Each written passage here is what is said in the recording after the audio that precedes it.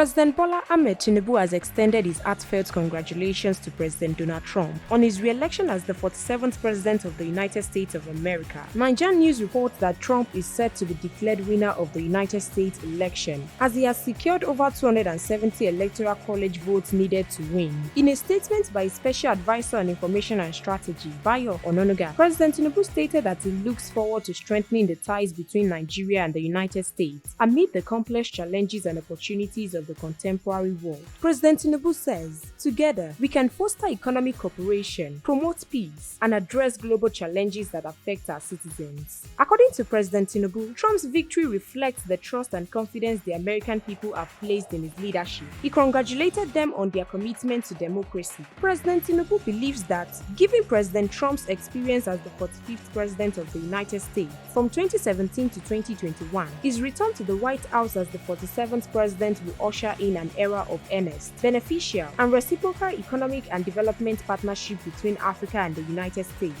Stay tuned to NaijaNews TV for more news updates.